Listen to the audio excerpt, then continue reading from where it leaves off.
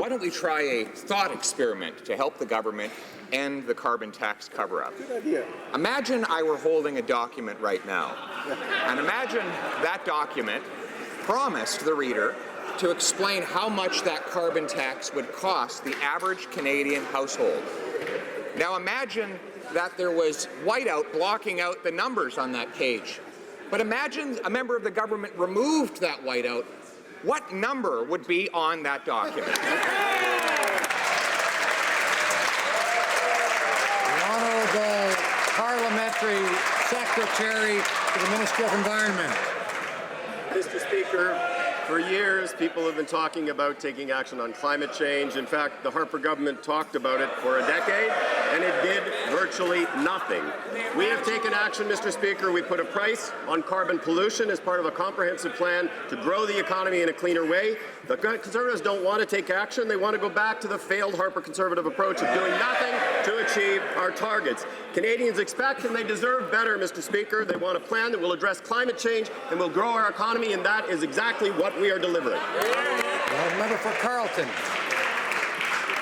The only thing that this government's plan will grow is the bills of average Canadian households. They admit that gasoline prices will go up by at least 11 cents a litre. They admit that the cost of heating one's home will go up by over $200. But they won't tell us the overall cost to an average Canadian family because they don't want people to know what this scheme will cost. So I'll give the member another chance. How much will this Liberal carbon tax cost the average Canadian household? Honourable Parliamentary Secretary. Mr. Speaker, we're putting in place practical, low-cost, effective measures to tackle climate change and to drive clean growth, including the pricing of carbon pollution. It is clear that the Conservatives have no intention of tackling climate change seriously and no plan to promote clean growth in Canada.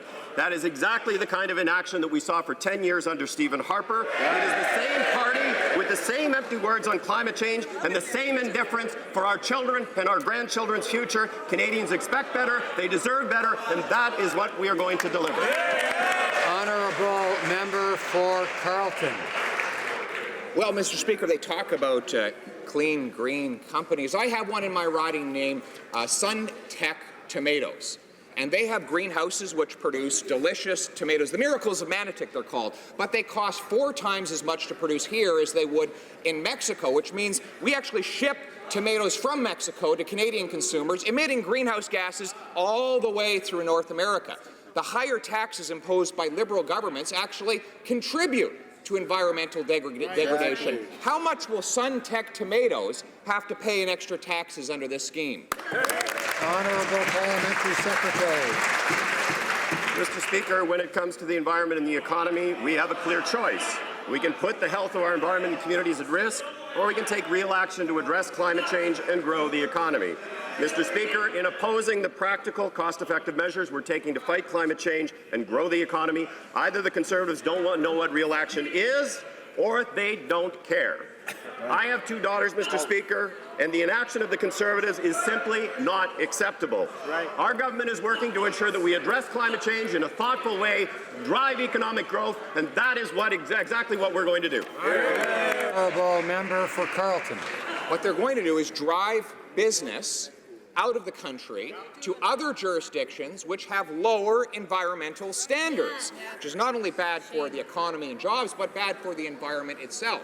So let's get back to the real issue. This government wants Parliament's approval to impose a new tax on Canadian households.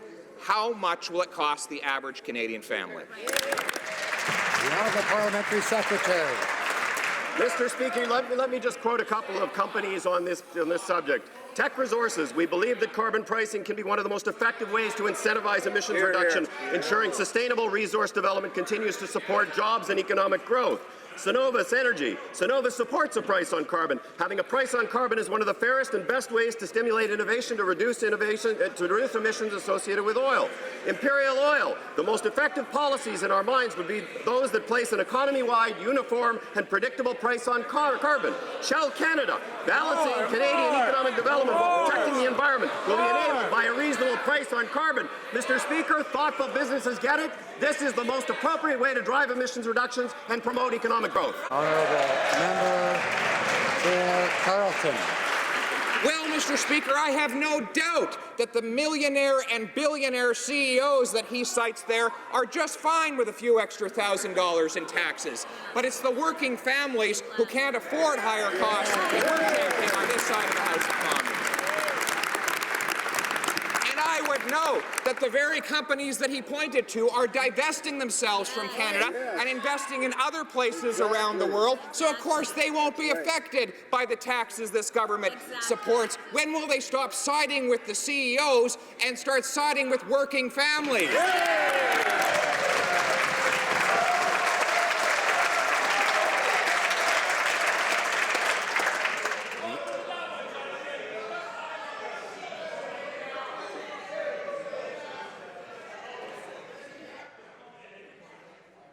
Honourable Parliamentary Secretary. Mr. Speaker, let's set the record straight. 80% of Canadians already live in jurisdictions that have chosen to put a price on carbon pollution, and these 4 provinces had the best rate of economic growth last year. Our government is taking action by putting a price on carbon pollution to grow the economy in clean ways. The Harper Conservatives think it's easier to stay silent and do nothing on climate change. They continue to ignore science and the reality unfolding around us with respect to the impacts of climate change.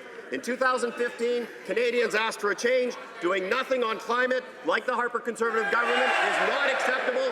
This government is going to approach it, driving economic growth and improving overall environmental outcomes. Honourable member for Carleton. Mr. Speaker, all this government is improving is its own coffers. They're taking money away from Canadian taxpayers, not only through the direct cost of a carbon tax, but then charging the GST on the carbon tax. We know this is going to raise the price of the goods that Canadians rely on just to exist. And we know that when those costs go up, those with the least end up paying disproportionately the most. Will the government tell us, if they can't tell us what an average household will pay, how much will a family living below the poverty line pay in new taxes under this scheme? Honourable Parliamentary Secretary. Mr. Speaker, for a decade, the Harper Conservatives were ready to risk our future and do nothing on climate change.